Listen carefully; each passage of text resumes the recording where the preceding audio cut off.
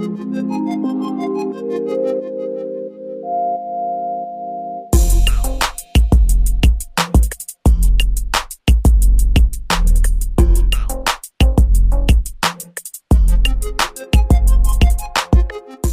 y'all. Welcome back to this week's episode of Her with Amena Brown. And, we are like fully into the fall right now. Y'all know I live in the South. So by the time some of y'all already got snow like a few weeks ago. And we're just now like, it's chilly outside.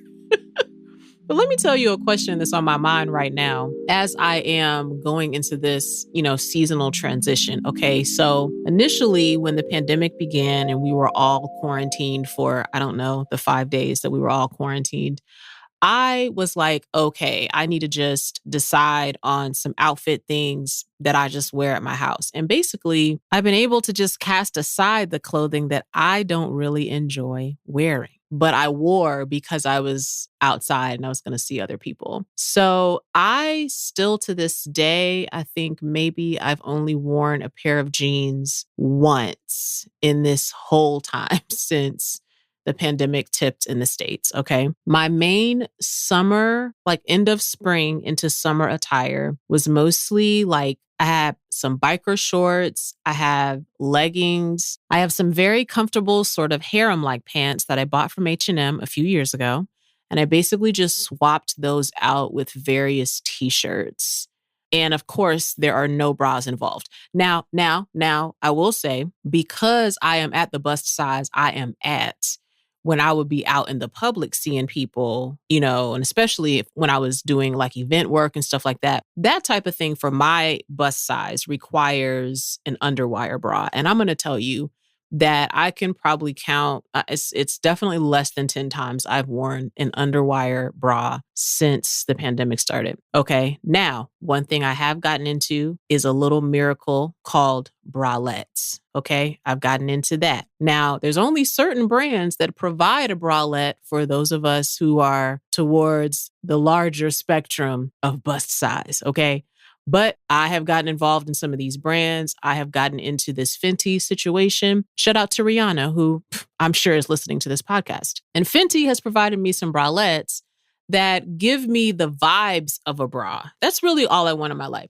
I don't want the actual full bra. I just want the vibes. And that's basically what Fenty is giving me. But now it is colder and I realize that I have not beefed up properly what I'm going to be wearing inside. I'm going to tell y'all a truth. There was one year that things went really bad for me towards the end of the year. I want to say this was like the end of 2017, into 2018. And things were going so badly for me that I spent most of November and December that year ordering pajamas. So because of that, I have a nice selection of pajamas, and in particular, pajamas that you can wear when it's getting cold outside. I've got like some donut pajamas. I've got 2 sets of Christmas pajamas. I mean, a girl was busy.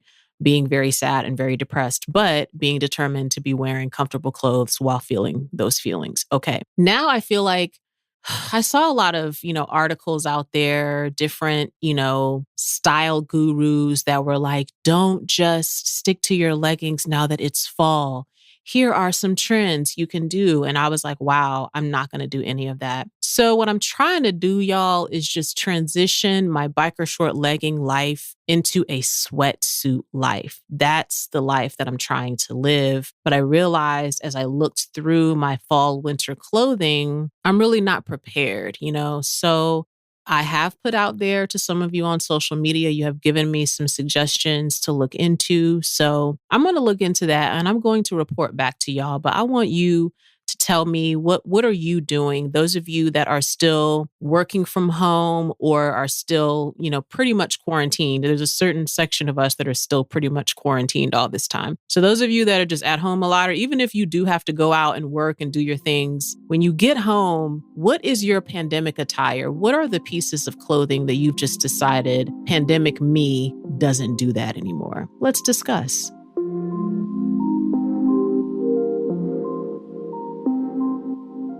So I'm trying out a new segment that I think I'm going to make something of a regular appearance here on the podcast. And this segment is called Things Nobody Told Me About. And for today's edition of Things Nobody Told Me About, I want to talk about transvaginal ultrasounds. And I know, maybe you're in your car, maybe you're at work listening to this and you're like, wait a minute, wow, whoa, was not expecting that. But is that a thing anybody told you about? Because nobody discussed that with me. And I want to talk about a couple of things. Number one, I want to talk about the fact that just in general, ultrasounds, like my only exposure to that was on television, right? And typically when you see ultrasounds on television, ultrasounds are happening to a pregnant lady, right? And it's like the tube of whatever stuff they put on the tummy, they like rub whatever the little thing is on there. And that's how that goes. I want to tell you that that is not the only type of ultrasound that can happen to you. And these ultrasounds happen to people who are not pregnant. And I want to talk about this because I feel like this is something somebody should have discussed with us. Okay. First of all, I'm going to tell you that it actually, as a term, is very misleading.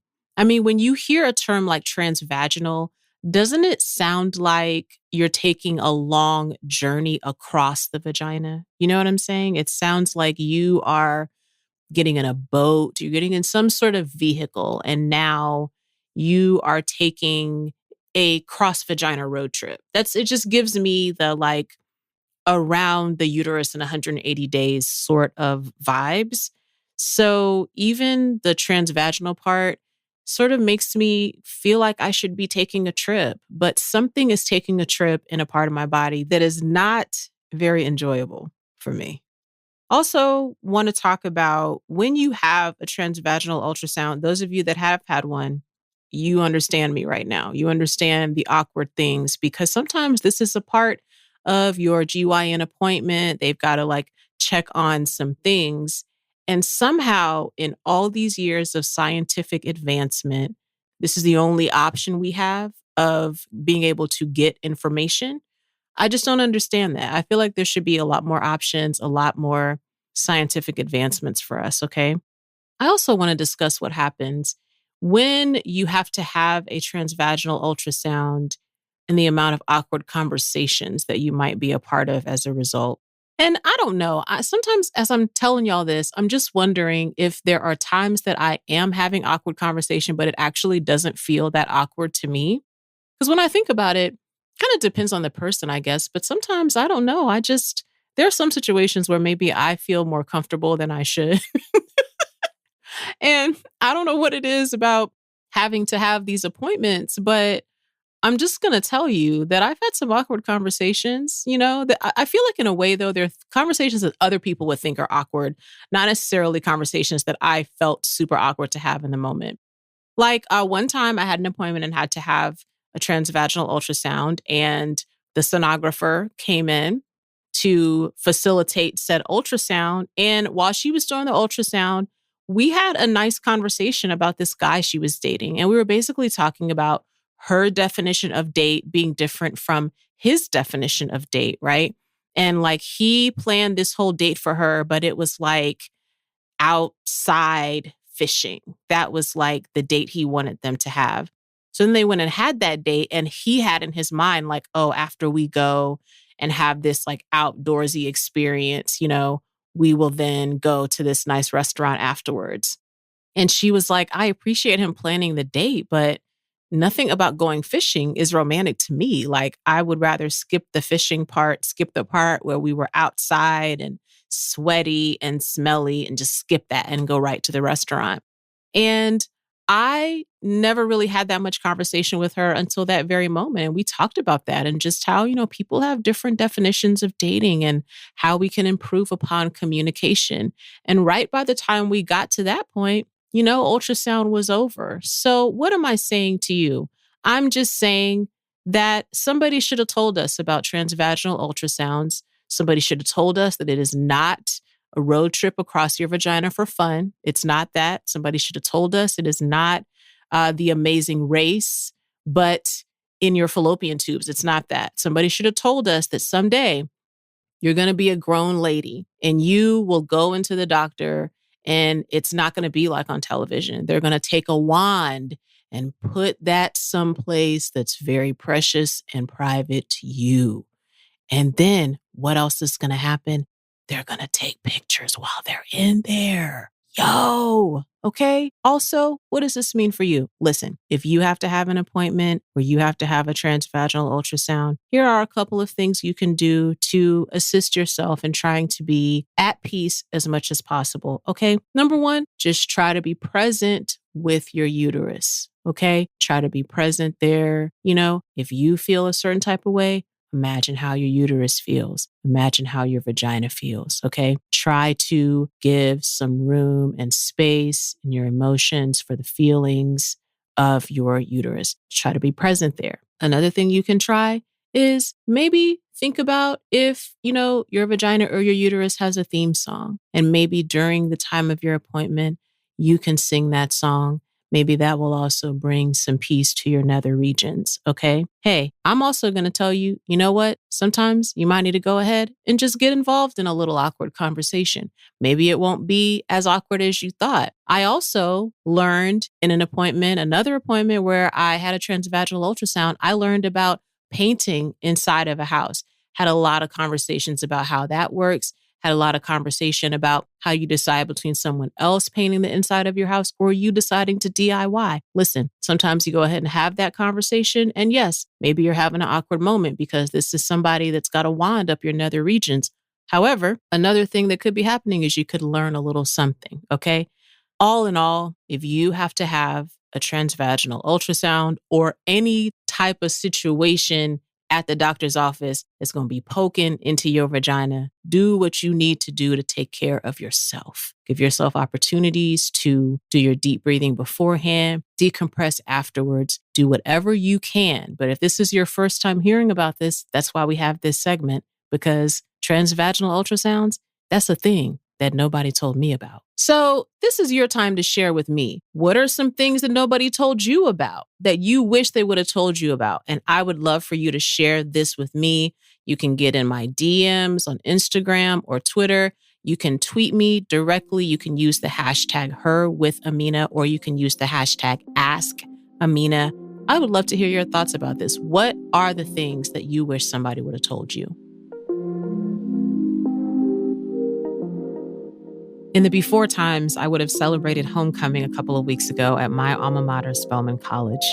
Two of my roommates from school and I had developed this tradition of eating soul food and tailgating together. We even stopped by our old dorm rooms and met the students who live there now. In this episode from the Her Archives, Candice, Benbow, and I discuss Beyoncé's homage to the HBCU homecoming from her Netflix special and album, Homecoming. Listen in as Candice and I talk all things Beyoncé and why HBCUs are so important.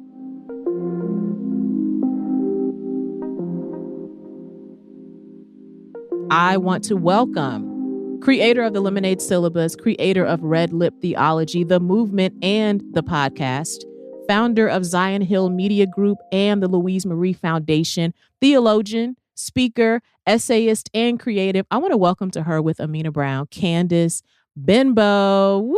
Hi. Y'all don't even understand. Y'all don't understand. This is great. Like, you need to feel great. If you're in your car, like listening, wherever you are listening, you need to feel super great right now. Candice, thank you so much for joining me. Thank you for having me. I'm so excited. So first of all, I'm trying to think how I got connected to you initially. I know I connected to you online, Candice, but I can't remember what it was that prompted me to follow you. And it may have been around the time that you were creating the Lemonade Syllabus, because every Black woman I know was like, send your things to Candice.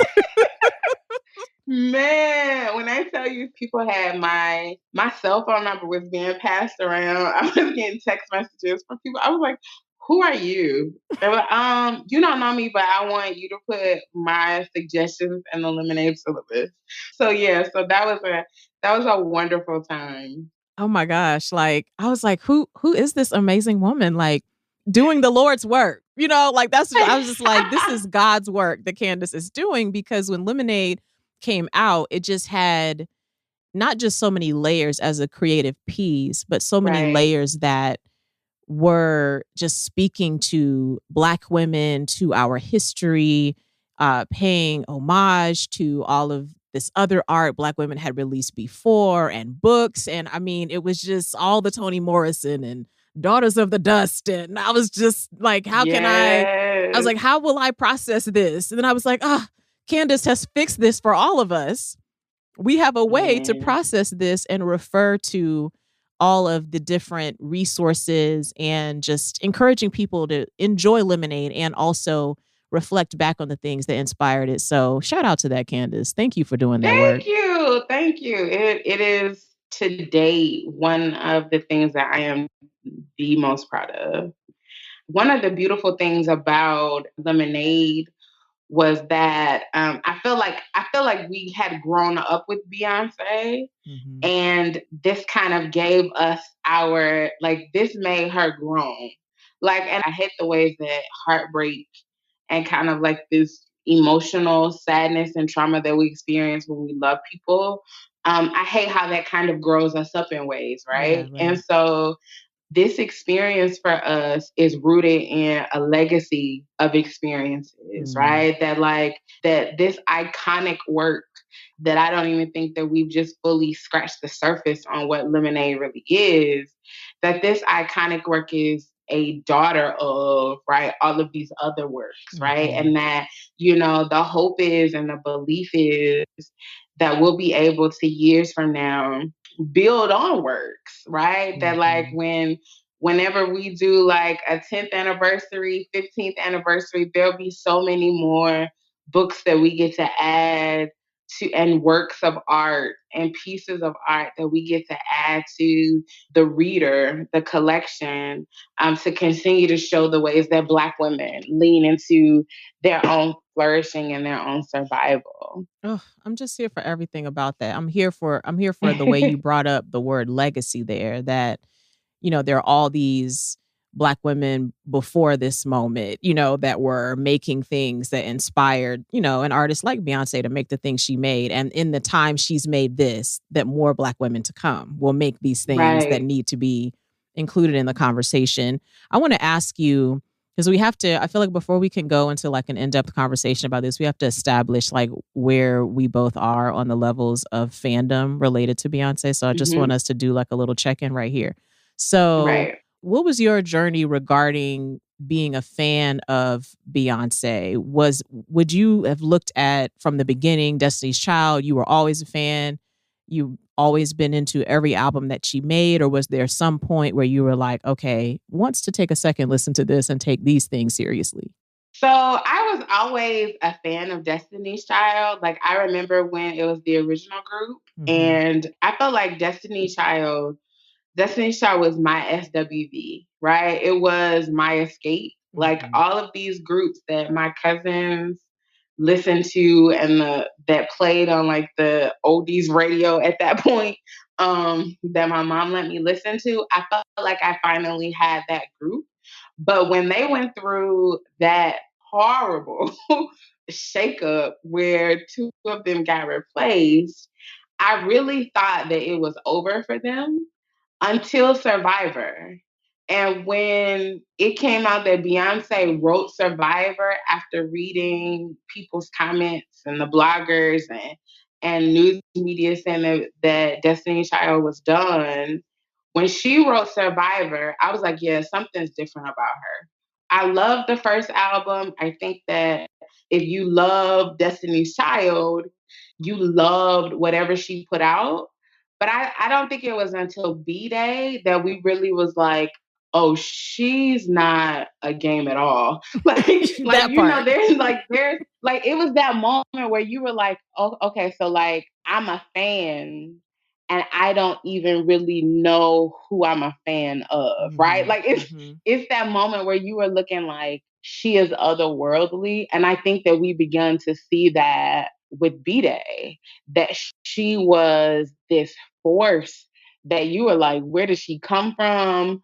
who are her people, all like it was just amazing. And so from that point forward, particularly when you're thinking about college, and the ways that you come of age, my coming of age really happened, in undergrad and those years immediately following undergrad. And she was making music at that time. And so she really soundtracked for me and for many others my journey into adulthood and into womanhood.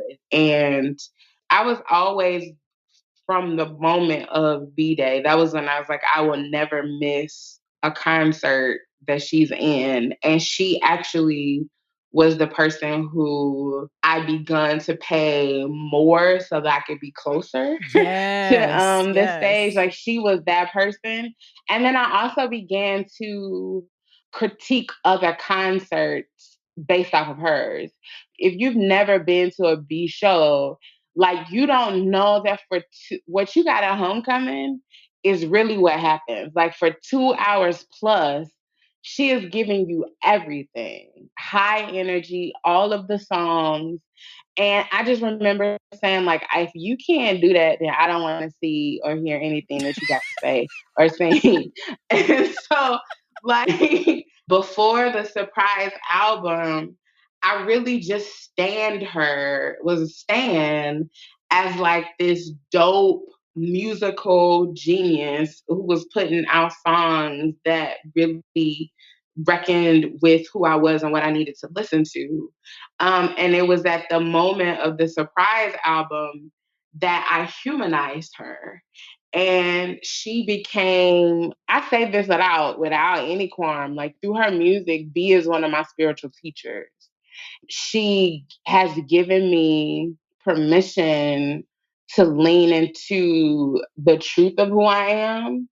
And often we don't see entertainers in that light, particularly Black women. And then the fact that she's pretty, like she's pretty, she's a Black woman, she's making music that is consumed on a global, international scale. She can't be smart, right? She can't make conscious decisions with the music and with the art to push her listeners, to push her fans to think differently about themselves and the world around them.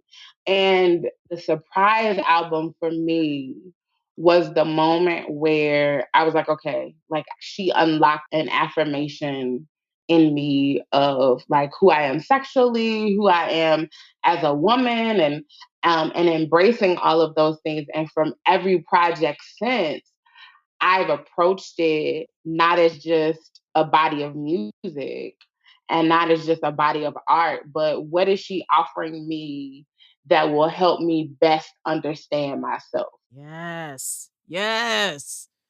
I feel like now, especially, I feel like super late to the whole Beyonce party because I mean, I remember Destiny's Child and I enjoyed some of their songs. In particular, I do want to give some honorable mention to Bugaboo, which is like probably my favorite Yes. Destiny's Child song of all time. And I don't care that it's full of verses of things that now don't make any sense to most people. Like, I was just talking to some of my girlfriends about this. Like that verse when she's like, you made me want to throw my pager out the window, tell Yes. MCI to cut the phone cord, break my lease Cut so the I can phone move cord. because you're a Because you're a bugaboo. bugaboo. I was just Right. like, thank you. Like she brought up MCI in Yeah. one of these verses. And I was just like, I don't care what y'all say. Like, I want the DJ to drop that song one good time for me on a dance floor. That was like my favorite Destiny Child song. But I remember like my freshman year roommate had that Destiny Child poster up, on her side of the room. And I didn't feel that way about Destiny Child at the time. So then when Beyonce's like solo stuff came out, I remember seeing that music video for Crazy in Love. And I was like, I see that we are growing up today. I see Yes. that things are growing up with us, Beyonce. And I was in support of it, but I still wasn't at the point where I was like, anytime an album of hers comes out, I have to buy it. So I didn't buy that one. Right. And I think the first album of hers that I bought, and I was just thinking about this before we started recording today, was I Am Sasha Fierce. And wow, and that's the Hive's least favorite album. so I know for the Beehive members, I'm walking in on, Right. I'm walking in on something ice out here, but it's so crazy what you were saying about how her music sort of became, this like soundtrack of your own development as a woman in so many ways. Because I remember being in an airport, I think it was July 4th week. I was flying back from some gig I had performed at, and I was listening to Mhm. that I Am Sasha Fierce and got to Halo and realized I was in love with this man. I realized I was head over Yes. heels in love with him, listening to that. And simultaneously, Candice, realizing, and there is no future for us. Like, there's Mm. nothing good that's going to come from being with him. And you are head over heels Wow, in love with him. I mean, that was my moment of girl. being like, this woman is not just like making music that jams, but something about me listening to it is also impacting how I view myself. I mean, that album with the If I Were a Boy, and there was just like some dynamics Right. inside of the songs there. So then after that, I was like, well, first of all, now I gotta go back and get all these albums I done missed, you know? And after that, I'm like, okay, well, now I gotta check out all these records. And like you, when the self-titled dropped, just she was on some like, oh, it's December. Here y'all are. Enjoy this. Right. That also impacted me because I was like, I see that Beyoncé has come into her sexual Yes. feelings as a woman. And I also am in my sexual feelings. And I was like 2 years into being married to my husband. I was like, yes, I've been drinking. Yes. Yes. I get filthy when that liquor get into me. Oh my Come on, gosh. B. I was just, I was Yes. into everything. Okay. So then when Lemonade came out, Candace knows me enough to know that I don't have no sense. So I was watching Lemonade, and the first like scene when it's like her sitting in front of it's like a red curtain, she's sitting in front of a stage and she's singing. I'm like, oh Lord, somebody in Beyonce's life that had their heart broke and she's writing these songs just to help them. And then by the time it got to like the second or third song, I was like, ooh, Jay, what you Mhm. do? Why you do that? Then by the time it got to like the fourth or fifth song, I was like, is this about Jay or America? What is Wow, yeah, happening? yeah. You know? Right. Yeah. It gave you So all of that. yeah, so that was kind of like my Beyonce journey. But now, like, I'm on board. I have been to see her live twice. I went to see her the first time in Miami when she and Jay first did the On the Run tour. And Mhm. like you, one of my girlfriends was turning 40. We paid that money for those floor seats. I have never regretted a dollar of that money. Never. Girl, you don't. Never. I You don't don't. regret $1 I spent. Went to the Lemonade tour in Atlanta. So, it was like the National Black Girl Meeting. I was like, oh my Yes. gosh, it's so many Black women wearing their African clothes. Everybody was just like, whatever your foolishness is, I'm not here for it. That was like the vibe Right. through the whole place. So it's interesting to me just when we talk about artists and music in general, but I think in particular when we talk about artists who are Black women and how their music also is writing our story too, even as they're like creating this work. And I never thought I would feel that way about Beyonce because India.Arie was kind of that for me. Like every album of hers, I'd be like, Yeah. how she know? How she know? I Yeah. never thought I'd feel that way about someone who could also sort of make, like you said, make pop music, make this music that could go on your top 40, is also on your adult contemporary, is also on your hip hop station, an artist that makes that music. I never thought I would just love her as much as I do. So Beyonce's Homecoming, how did you watch it the first time? Did you watch it just by yourself? Did you watch it right when it came out? What did you do that first time? I watched it when it was a Coachella performance. Coachella as a music festival streams the first weekend. And so everyone knew that she was performing because it was Pacific time. I think we were up at like 12 o'clock, 1 o'clock in the morning Wow. watching this YouTube live stream. And I was live tweeting it. And I was in complete and total awe because one, I'm a graduate of a historically Black college and university. And so the first seconds where you hear the drum, you instantly know what's happening. Mm-hmm. And so I was mesmerized because it took me back to undergrad. And it took me back to my childhood because my mom graduated from a historically Black college and university that was in our hometown. And so I grew up going to their homecoming. And so before I went to college. So it invoked every feeling of nostalgia. But then also, you knew that this was the fact that we were getting that caliber of show at a festival that really isn't catered to Black folk, Mhm, right? mhm. That she chose in that moment to make her performance explicitly Black was just profound. And so for a year, we've been feasting off of like these YouTube clips and people's like grainy video from that day to when they announced that there was going to be the homecoming film. And I actually watched it by myself because the funny part was I had a flight that day Oh. and that morning, and I stayed up. I was like, well, I mean, I'm gonna be up anyway because it was dropping on Netflix at 3 in the morning, and everybody went to sleep because there was some of us that went to sleep early because we knew we were gonna be up at 3 to watch it. And I was one of them. And so my friends and I, we were all in like a side group chat when we were up, but to watch it, one, you are watching this performance again in just the clarity and color and high def that you didn't see the first time. Mhm.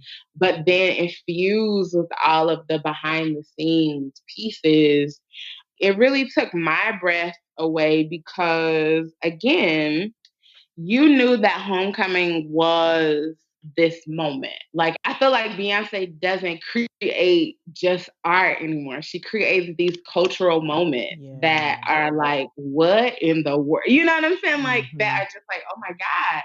And there was this space that meant you had this moment where you were seeing that homecoming for her meant something completely different and something much more than it was for homecoming for us, right? Yeah. That it was her reintroducing herself to herself, right? That Yeah, like yeah. after this extremely painful pregnancy, difficult pregnancy, and this like struggle to get back to her body and herself, like that this was this celebration, right? Mhm. Of what it meant to accomplish and achieve something, right? And homecoming made the most sense because homecoming is the space where you get to be around the people who know you the best, Yeah. right? Like Mhm. there's this notion that like that we say all the time that family isn't always the family that you're born into, but family gets to be the family that you choose. Mhm. And she said as much, right, about how, everybody who took a part of homecoming for her became like her family. But, there's something about homecoming and going back to school, going back to your undergrad, your alma mater, and being around the people who you consider to be the family that you chose, who can tell you the truth about yourself and inspire you to be your best self, that made it all the more special to know that this was also about her acknowledging that the Beyonce that we'd even known is not necessarily the woman that she is anymore. You know what I'm Yeah. saying? Like, Yeah. and how powerful is that to admit, to say, like, she was like, I'm not even trying to be who I used to be. Like, I'm not Mm. even trying to be who I was anymore. Like, I'm something completely new and different and even more powerful that I think I marvel at her ability to tell the truth, even as costly as it was on her body, Yeah. and as taxing as it was to create what she did for not only us but for herself. Yeah. Like when I saw that the film and album were gonna be called Homecoming, like that just had me in my feelings so bad because just seeing that word and its cultural implications to me, having also attended a historically Black college and living in the DC area when I was a little girl, my mom was a nurse in the army. She was stationed at Walter Reed. So I remember going to like Hampton and Howard homecomings. Even as a little Right. girl, like there's so Right. many Black women I've talked to since the album and film have been out that have talked about even if whether or not they attended historically Black college or university themselves, that had childhood memories of going to Right. homecoming at other HBCUs, which I thought was just, it's just fascinating to hear that. Cause I'm like, I remember going to Howard's homecoming when they were playing Hampton, which meant it just felt like double homecoming because, It did. you know, all the Hampton people came into town. Like it felt Right. like the scene in the film when one of the dancers or musicians was saying, you know, homecoming was our Coachella. It Right. was a festival. Right. Like, and I remember being like, okay, I came to a game that also had food vendors where there were also dance and Listen. step performances and music performances, like all of that encompassed in one experience, right? In one experience, like a fashion show, a family reunion. I mean, it was just all of these things happening at one time that all make sense, that all work together to just like you get to relive for a weekend for 48 hours, no more than 72, right? Like that you get to relive this time that one, if you went there, you get to relive these years that really and celebrate the times that really grew you up, right? And Yeah. if you didn't go there, but you are part of the community, then you get to experience every year just getting back with your people Yeah. and having fun and just, enjoying where life has taken all of us, that at least we can get back together for a few days to just kick it and have fun.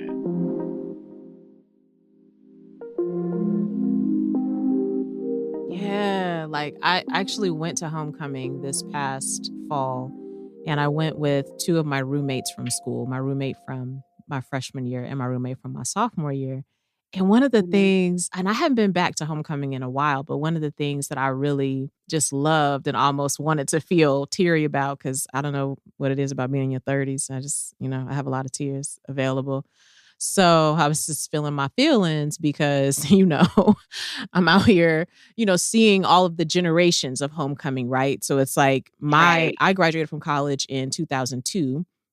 So there's sort of like an era of people within that 5 to 10 years that had a similar experience. Some of those buildings were the same, or some of the people who may have been on faculty or in administration were the same during like your time of school. But then there might be people Right. there who graduated 20 years before you.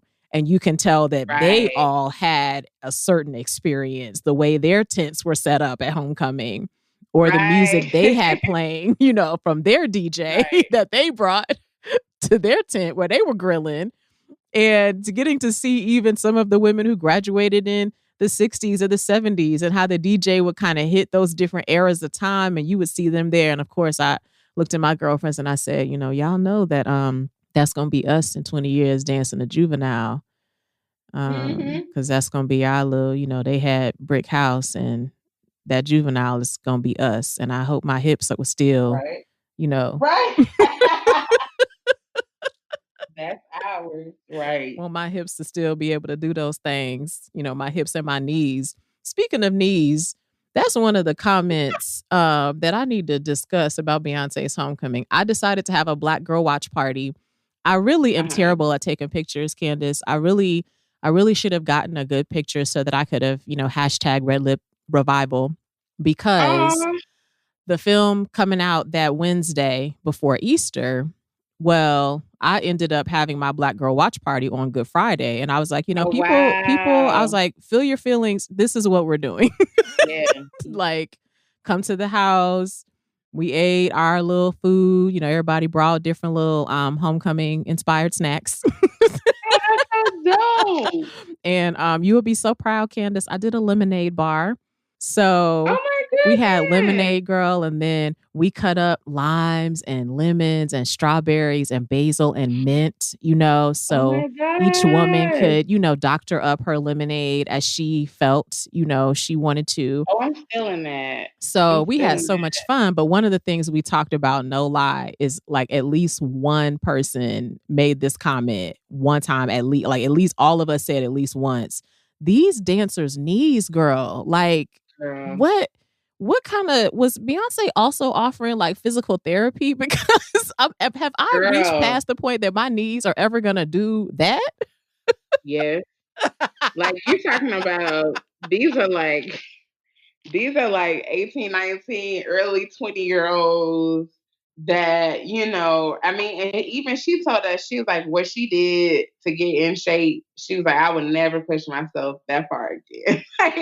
like the dropping, the popping up back quickly. Like, I just was like, I don't think I ever could have done that, but I Mm-mm. remember when it when it was done. Maybe when I was 8, I think my knees could have done that when Listen, I was 8 years I old. think it was like maybe 6, 7. Mhm. That was about it. But yeah, like I mean, and I think even when you're talking about like rehearsing for 8, 9 months straight, you're talking about a commitment to just this kind of like precision Yeah. that again, I think it went beyond them saying like, oh, we're doing this with Beyonce to, oh, we really gotta like, this is something major and this is something important and we gotta really, step up and do our part to ensure that it's done well. I felt like everybody from dancers to musicians knew that this was something special. And it Mhm. wasn't just, oh, when I look back, I'll get to say I danced with Beyonce. But then when I look back, I got to say that I was a part of a cultural phenomenon and a moment that, I mean, I feel like the same way that A Different World was formational for us, Mhm. I think that these kids will be able to watch Homecoming and know that Beyonce did this in light of what happens at HBCUs.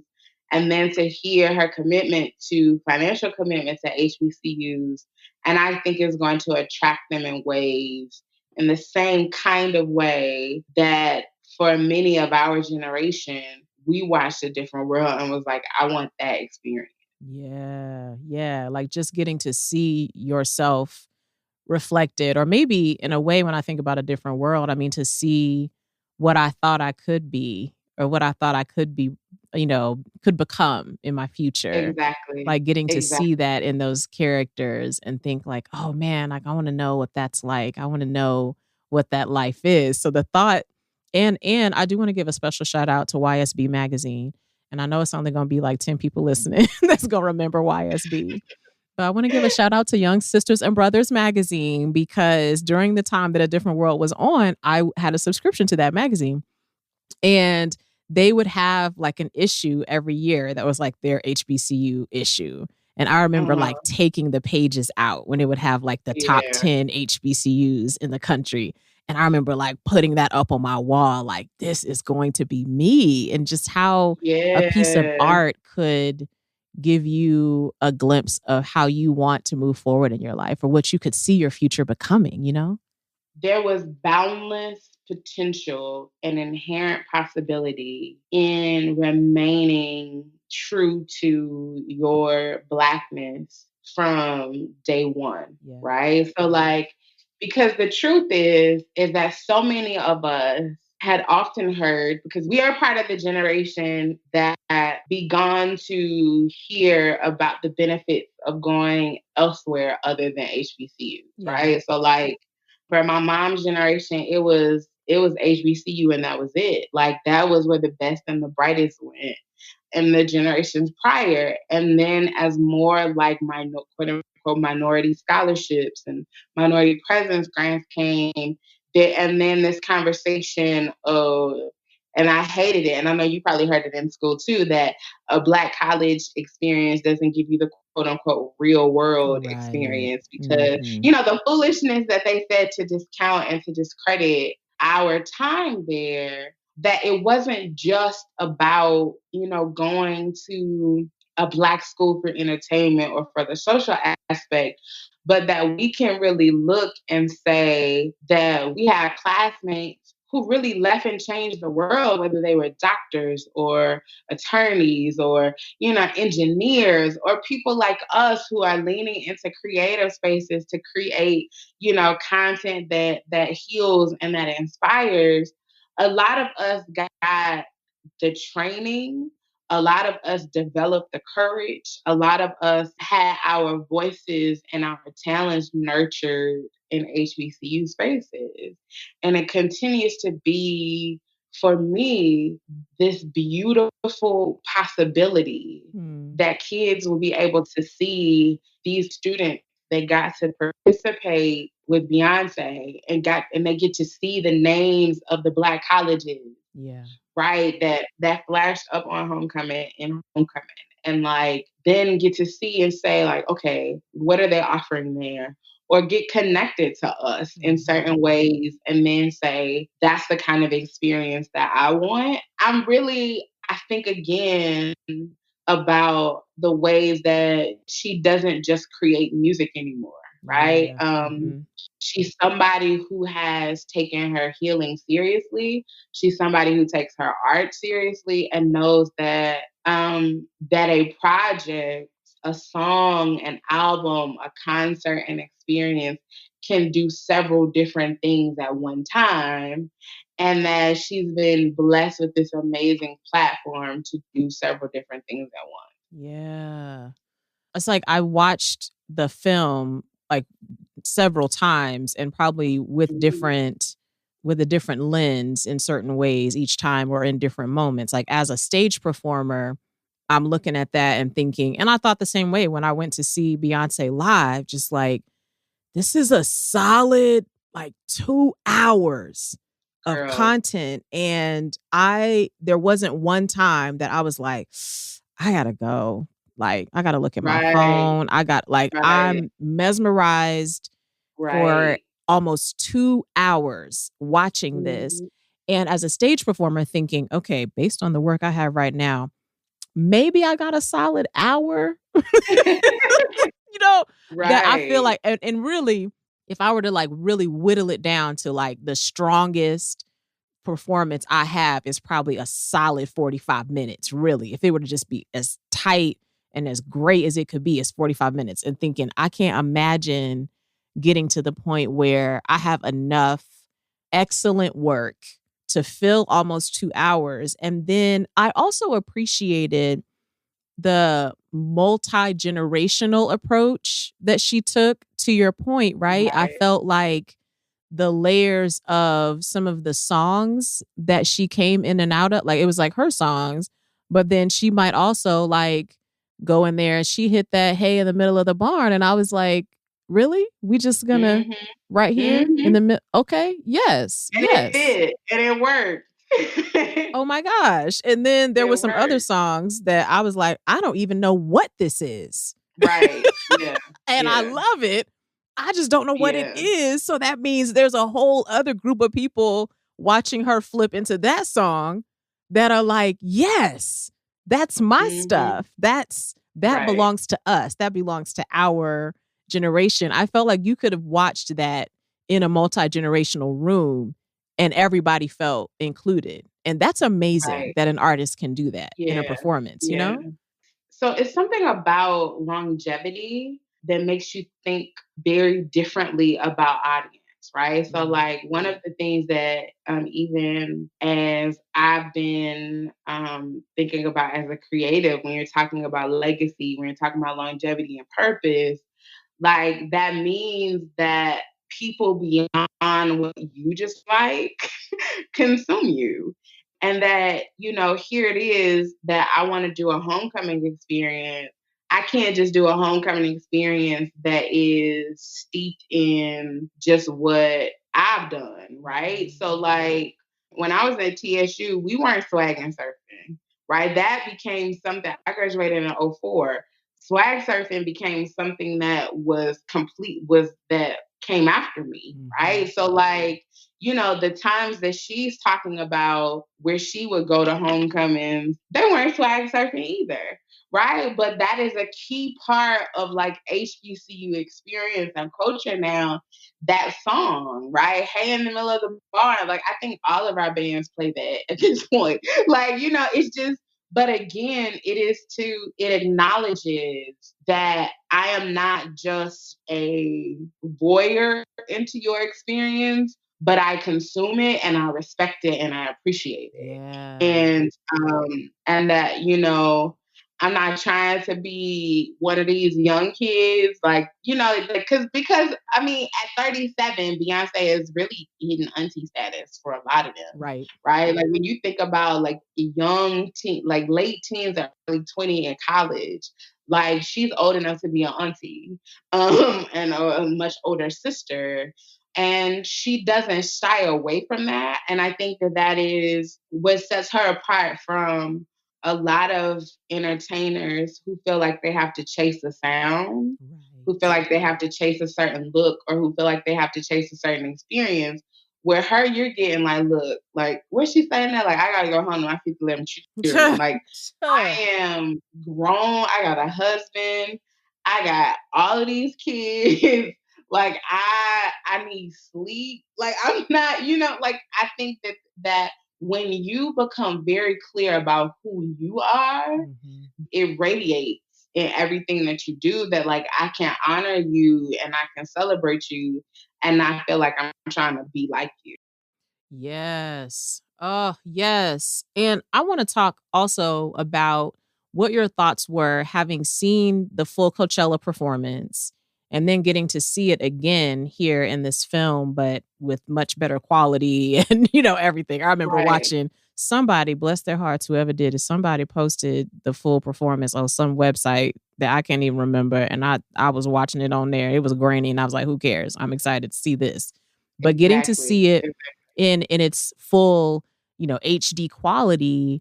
But I want to ask you what your thoughts were seeing these like behind the scenes pieces now that were added in to the show you'd seen, because that like added so many layers for me as well, because then it was like we're getting to see not just Beyonce the performing artist, but we're also seeing Beyonce the director and Beyonce the producer and Beyonce the Right. businesswoman. And I think even if I were to look at, just me perceiving her from the outside, how she's evolved to be able to show us certain vulnerable parts of who she is. I feel like me entering the game, sorry, Beehive, at like what y'all probably feel like is the worst album to walk in on, but it did a lot of things to my personal life.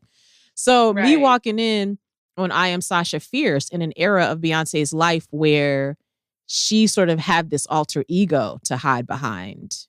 And it was like, oh, this is the person I become when I'm on stage. And then, this person I am behind here, most people are not going to get to see because I'm not going to be doing a lot of interviews and I'm not going to be talking to you about my relationship. And then in Lemonade, that was even interesting to me, that sort of what would have been not necessarily our behind the scenes view, but what was our narration in between the music, Right. that she chose the words of a poet. She chose Warsan Shire's work to include there. So it felt like, seeing her say those words. First of all, honestly, Candice, if I'm for real, I was listening to it when I was watching the Lemonade film at first. I was like, if Beyonce just gonna wake up and write poetry like this, like I really need to rethink my career. Like I was like, I need to rethink this. And then when like it came out the next day or so, like everybody that poetry on there or San wrote those things, I was like, okay. Cause I was like, if Beyonce just waking up writing poems, like what do I need to do with my life? But seeing this behind the scenes, just as a fan of hers, I feel like she let us in a way that I had only ever seen her do at her shows. Where like when she did the Lemonade tour, how there was like that montage of some of their wedding footage, some stuff that is personal, private things that were not out in the public. What were your thoughts about seeing this other aspect of Beyonce and that she allowed us to see those behind the scenes parts?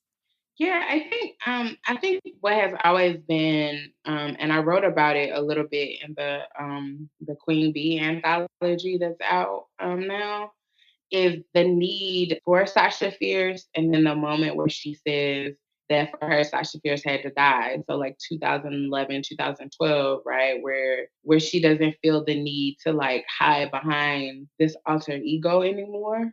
And so now what we have is the same person that we see in front of the camera is the same person behind it, right? Mm.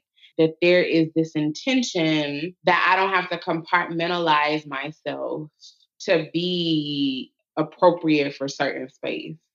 And a lot of us, particularly as Black women, we struggle with that because you get named very and branded and labeled very quickly if you're considered too abrasive for certain spaces, right? Right, And right. so Sasha Fierce, as a way to say, I'm only like this badass on stage versus, and I'm meek and demure, off stage, that still gives her a certain level of breathing room. Yeah. Like a lot of us try to do that. Like, nah, like I'm just, when it comes to business, like I don't play, but like in my other life, like you see the ways that, I mean, and even more so with how social media can create when you are a Black woman who talks about race and gender, that social media can create these very polarizing attitudes about you, right? That like that you have to navigate in some very raw and frustrating ways, and you get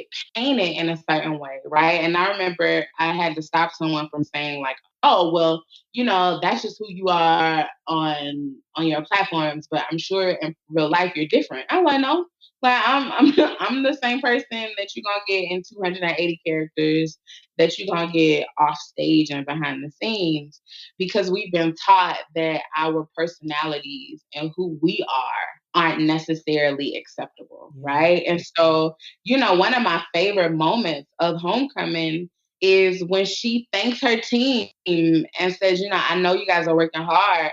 We just got to get there faster. Like, I appreciate all the work you're doing. We just got to get there faster. And then she says, and until I can see my notes already applied, it doesn't make sense for me to make new ones. Huh. Right? Tuh. Like, that like that moment of just being like, okay, be clear. Like, I'm not just telling you what needs to change for my breath and for the sake of talking. Like, I'm telling you something and I don't see where you're implementing it.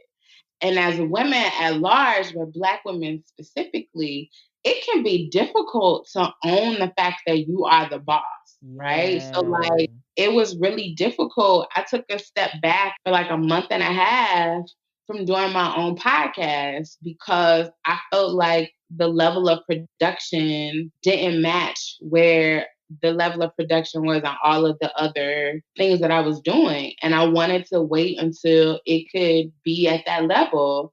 And I remember people telling me, oh, it's not that bad. Don't worry. Like, I was like, no, like, I know what I want my stuff to look like and sound like and feel like. Mm-hmm. And I don't really care if I had to say that to a member of my team. Like, at first it kind of stung to say it, but then the more I realized that it had to be said and that I wasn't trying to be arrogant, but I was like, the truth of the matter is that my name is on it, Yep. right? Like, you work very hard behind the scenes, but when it crashes and burns or it doesn't look or perform in a certain way, nobody's gonna be asking and putting that at your feet. They're gonna say, "Oh, what is this trash Candice put out?" You know what I'm saying? Like, Mm-hmm. and because it bears my name, because I am the one that is consistent about branding, because I'm like, these things matter to me. And I think that part of what she showed us was that like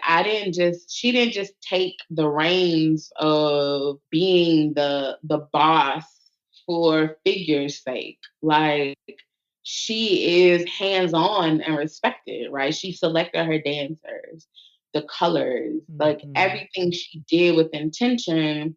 And what she's showing is that that's possible, right? Yeah. That like, if you have a dream, if you have a baby that you are trying, a project that you're trying to nurture, it matters. It matters to be intentional about, saying that my name is attached to this.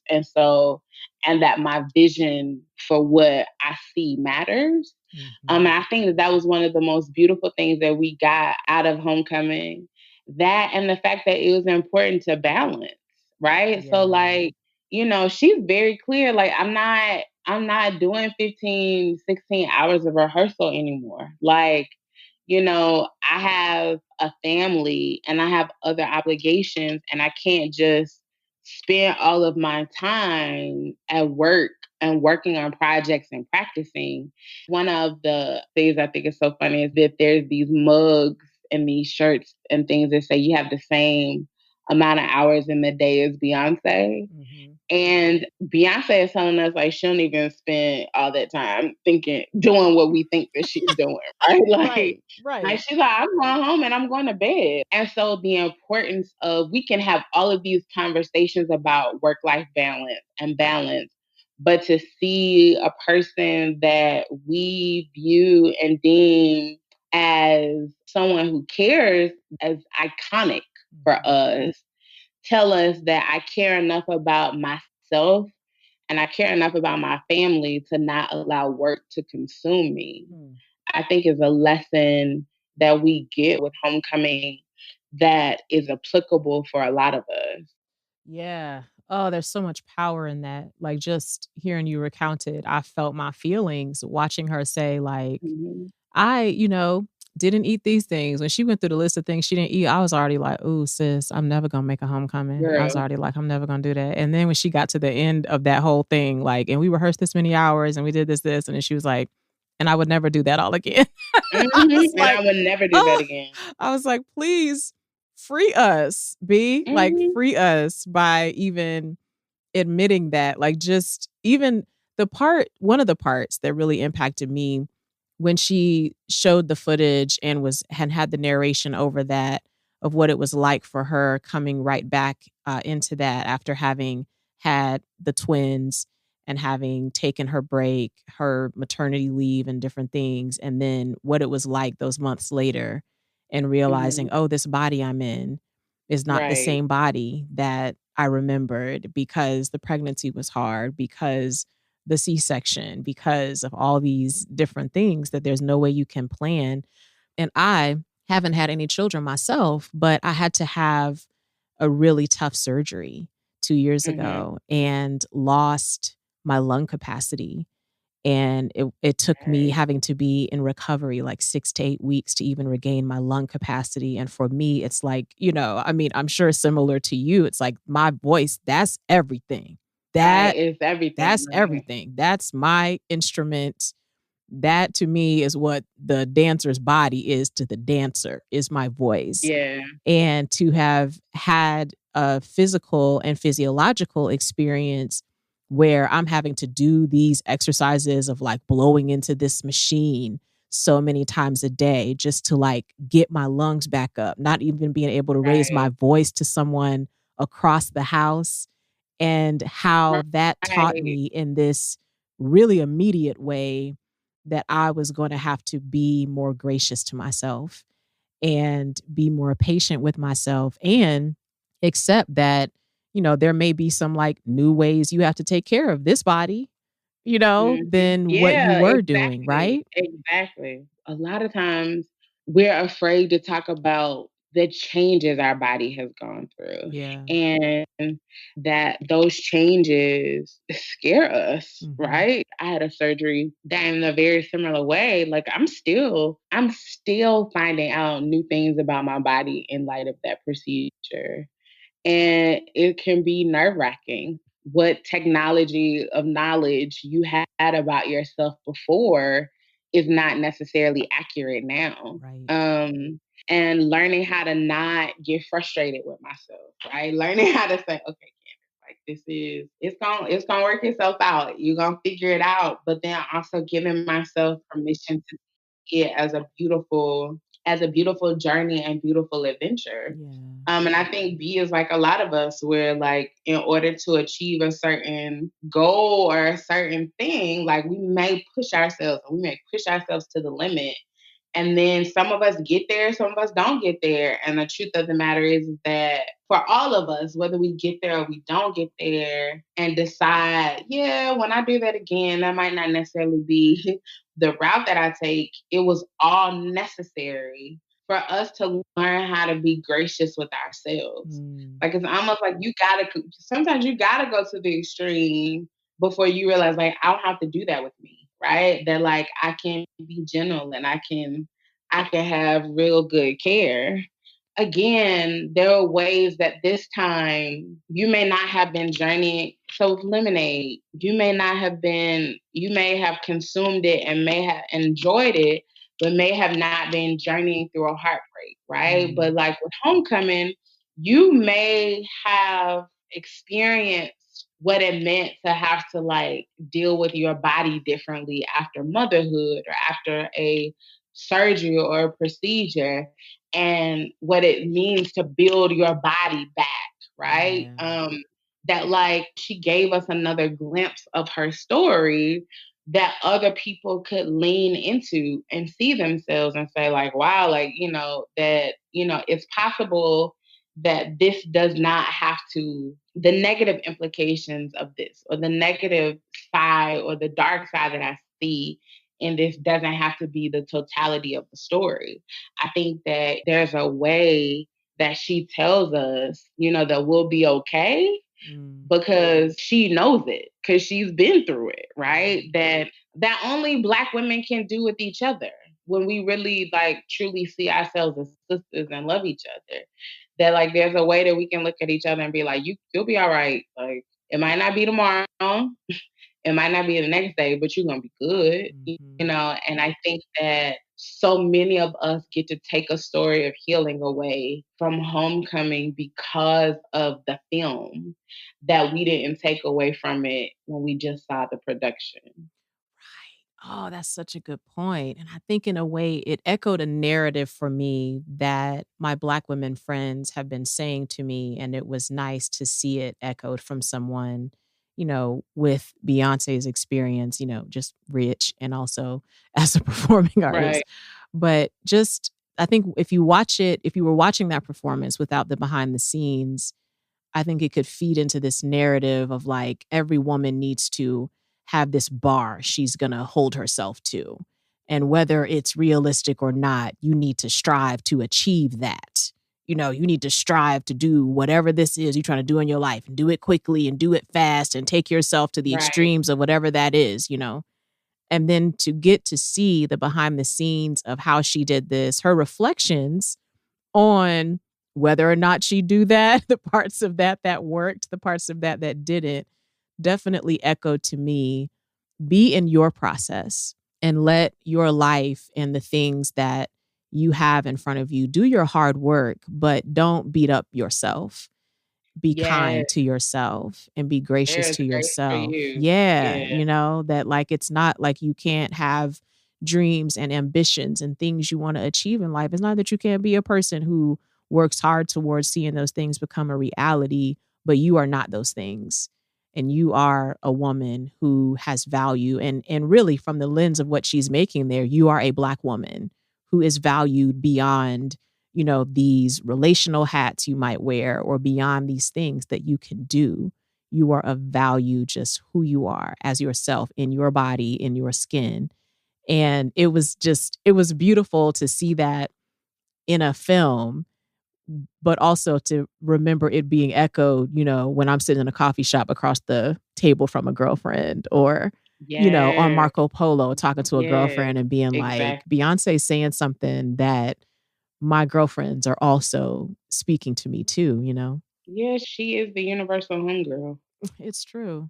It is She true. really is. She is the Mhm. universal homegirl. And I mean, I think that, again, the beauty of this, and I think this conversation is a testament of that. The beauty of when you really do lean into creating art from a healed and a whole place, Yeah. and you tell the truth about how you got there, it leads to healing and hope for so many other people, right? Even take 7-Eleven for an example.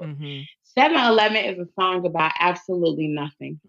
But in the context of the car with your homegirls, it is a moment of pure and total joy. Yeah. Right? That yeah. like for those 2-3 moments or however long that song is, like you and your homegirls are letting loose and could care less about any and every problem that when you are out of that moment, immediately remember, right? That like, and the fact that there was the intention to know that even that kind of joy and freedom is necessary, right? That like it doesn't have to always be this just very like, ooh, here we are, like Lemonade is about healing and repairing a relationship. And, like even with Homecoming is a dope, awesome, even if we did not have the backstory, right, of what she was personally going through. And at the same time, like it is this like moment that all of us get to enjoy and are hype about. And then you have this story that connects it to hope and healing and flourishing and thriving that makes it even more rich for us, right? So like when you lean into your truth and you are and I don't think a lot of people do it, right? So like because it's hard work to be honest with yourself and with other people. It's hard work, which is why some of us enjoy the counterfeit authenticity. A word today. But right, I mean that's the truth. Like it's some of us enjoy counterfeit authenticity because being real is hard work and it's scary work. But when you are honest about who you are and when you are honest about how you got to where you are and you are freed from people's expectations, right? So like this that I don't even care anymore if you like it or if you don't like it.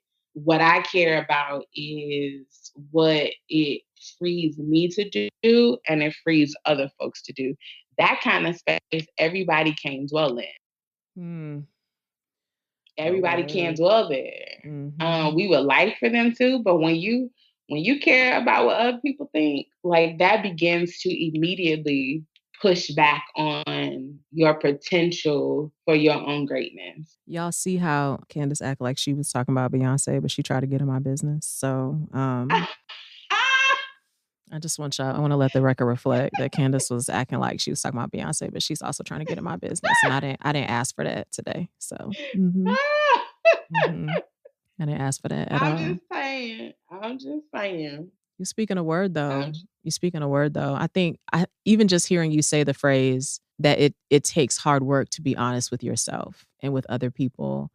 And I definitely, we were growing up in an era where, we all had that one friend or that one family member that was like, I always stay real. I'm always real. Right. Like that person.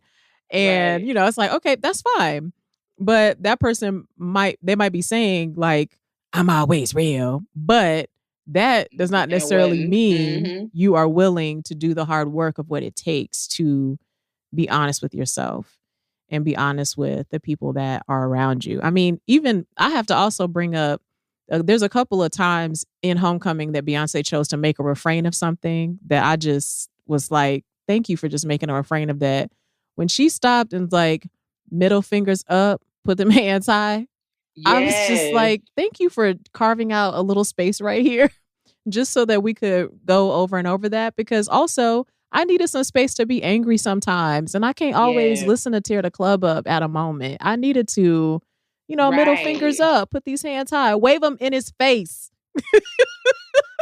Listen, like, and that was the other part where, like, I was looking. So I watched it this morning again in anticipation of our conversation, and like, there's another part of us that won't that we have difficulty acknowledging and embracing our fierceness. Mm-hmm. And like the fact that like we have people who like copy us, right? And like who can say all this stuff about us, but don't, I'm learning that like I used to be like, oh my goodness, like I'm so supportive of X, Y, and Z. Like, why are they not supportive of me? But like all of the foolishness that like, until you realize that like, nah, like there are some people who are deeply jealous of you because they haven't worked out their own stuff and that doesn't have anything to do with you, Mm-hmm. right? Mm-hmm. And there's this part where she's like, woke up, good looking like me. Yes. Woke up, they sitting there talking like me. And then she does like this like laugh. And I was like, yes, B, talk your stuff. Because like the truth is that like I can be supported. Like I get into my like I walk in humility and I walk in graciousness because I believe that that is who God calls us to be. And I believe that she walks in the same thing. Mm-hmm. And at the same time, there are moments where I can be like, yeah, like I know that the lemonade syllabus changed a few things. Like I know that 443 changed some things for some folks. Like give me my flowers. Like I know that my name rings in these places. Mm-hmm. And that's okay to say. Right. Right? Mm-hmm. That's okay to say and that's okay to acknowledge.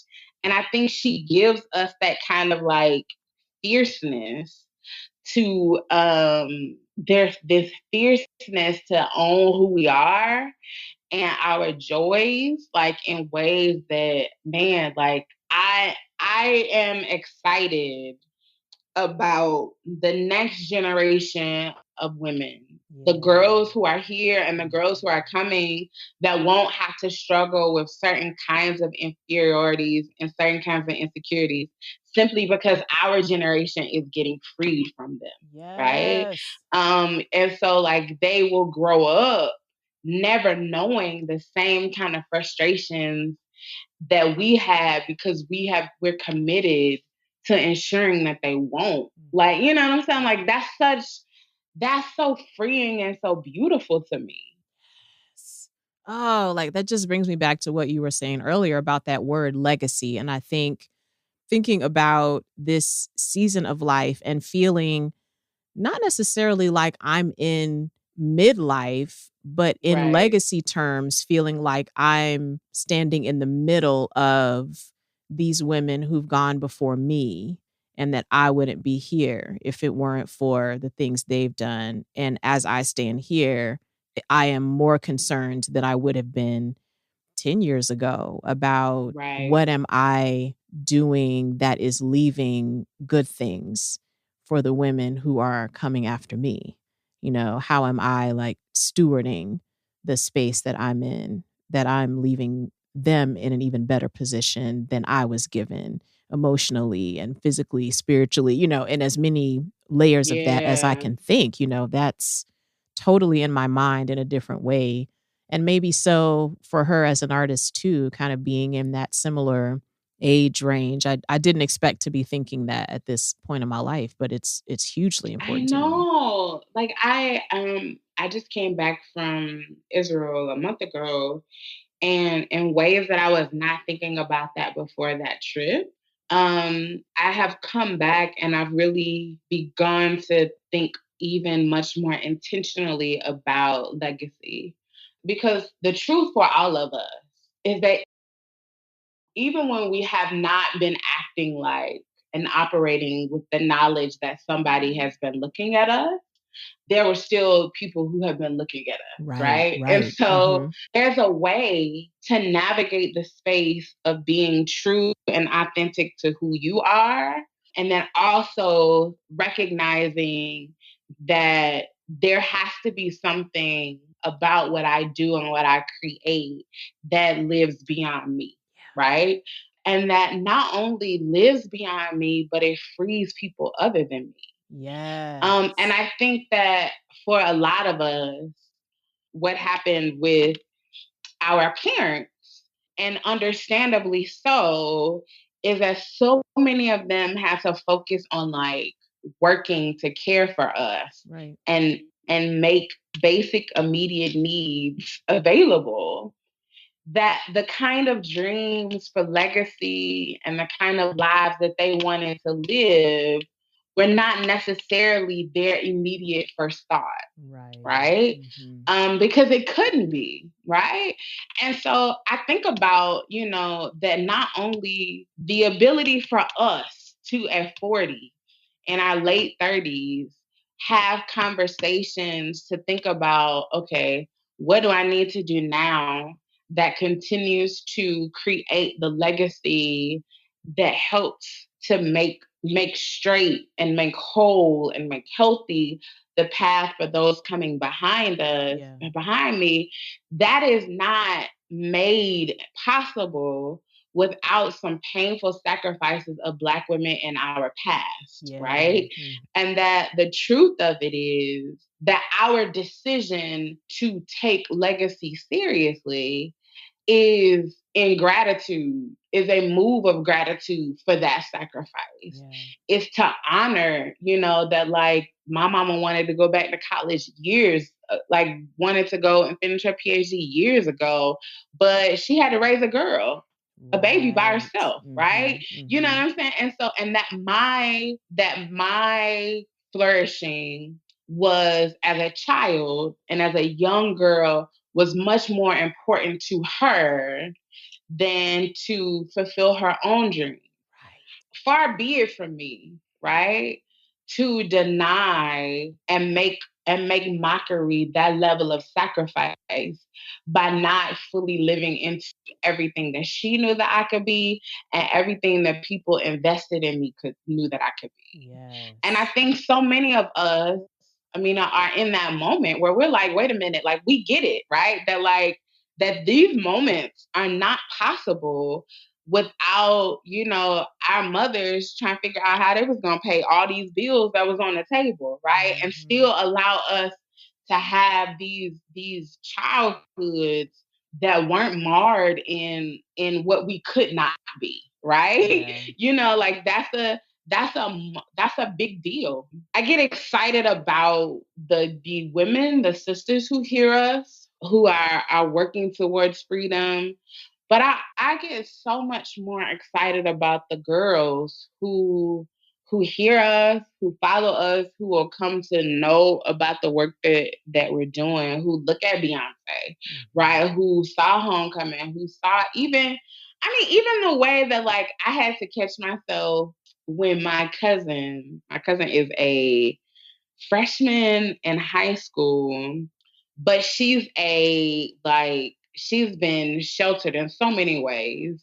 To her own detriment, that my mom used to get on my aunt and my uncle about. But I had to catch myself because we were watching on Easter Sunday, actually. We were watching Homecoming as a family. And it got to the song Partition. And my cousin was like, "Oh, that's Partition. That's my song." And I caught myself like looking at her like, was like, "What you know about What to partition?" say? Huh? But then, right, like I was like, "Wait, what?" And then I stopped myself because Mm. I didn't want to say anything that would make her feel embarrassed, Right. Right.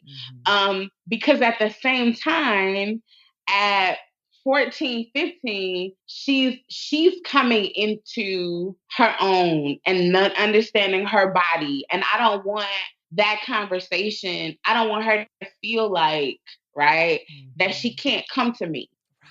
right? That Right. like I Yes. want her like now the conversation that we have had, the sex conversation with her is a completely different conversation that I have with my friends who are 35 and rightfully so, right? Sure. Yeah. But like but I it was so funny to hear her say Partition was her song and she knew all the words and she was sitting over there and her dad, my uncle was getting like, "Oh my God." And the more she sang it, I sang it with her. And we were like dancing. And I was like, wow, like this is how it was when I was singing No, No, No with my friends in high school, right? Right. And then and this was how like Genuine's Pony came out. And like Tuh. we were Huh. singing Uh-huh. Pony and had no business Mm-mm. singing Pony, Mm-mm. right? But that was also part of a natural exploration Mm. of our bodies and like and the sensuality of our bodies. And I don't want my cousin to grow up feeling like even singing about it in a certain way is negative and nasty and vile, right? We can have conversations about what it means to be responsible in actions and what it means for her to recognize how to explore it in ways that honor her and choices that she wants to make for herself. But the truth is that we can't have that conversation if I make her feel like what she did initially was wrong and vile, right? And so, you know what I'm saying? Like to foster and cultivate shame in her, and then think that, you know, a year, 6 months from now, when she's really confronted with, do I want to do this or do I not want to do this?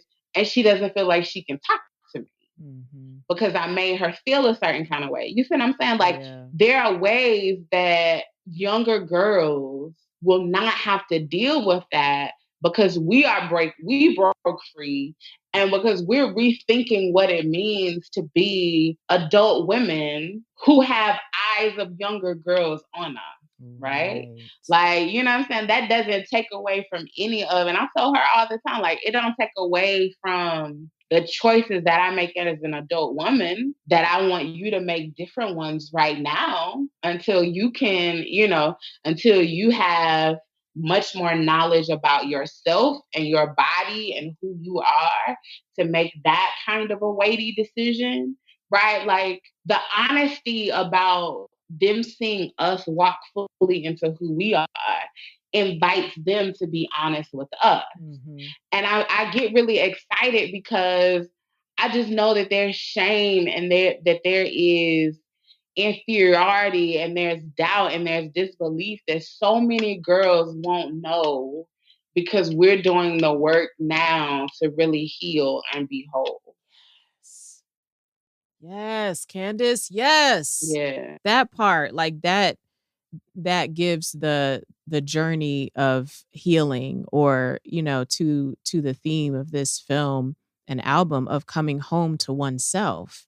It gives it these layers that you are doing that firstly because you deserve to come home to yourself, and because you deserve to have that healing, and you are worth doing that work in your own life. But that there's this additional blessing that can come from that as you come home to your own self, that you have the opportunity and the possibility of helping the women who are coming up after you to also find what their own journey is going to be, to continually coming home to themselves too. And that's dope. That's beautiful. Yes. Since this interview, Candice has been booked and busy, okay? Candice is working on her debut book, Red Lip Theology, which will be published by Penguin Random House. Candice is also the founder of Healing at 325. And she's also launched a holiday baking bundle, as well as Reads and Reds, books and looks for a righteous Black feminist slay. For more info about Candice Benbow's writing and work, to get the holiday baking bundle, to get Reads and Reds, you should visit CandiceBenbow.com. You can also follow Candice at Candice Benbow on Twitter and Instagram. And as always, you can get this and any information mentioned in the podcast in the show notes at AmenaBrown.com/herwithamena. This week, my woman to honor, my woman to give her a crown is Rianne Silva. If you don't know that name, you might know something that Rianne Silva invented. Rianne Silva is the inventor of the Beauty Blender, the inventor and CEO of Beauty Blender, okay? And if you wear makeup and haven't used the Beauty Blender, I recommend that you do. The Beauty Blender is a makeup sponge that has changed the game for makeup artists and makeup lovers alike. Rianne Silva, thank you for inspiring us and for inventing something to keep our makeup looking smooth and flawless. Rianne Silva, give her a crown.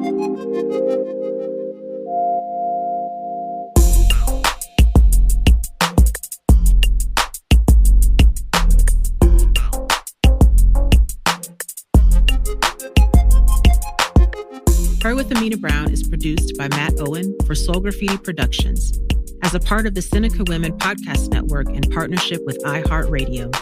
Thanks for listening, and don't forget to subscribe, rate, and review the podcast.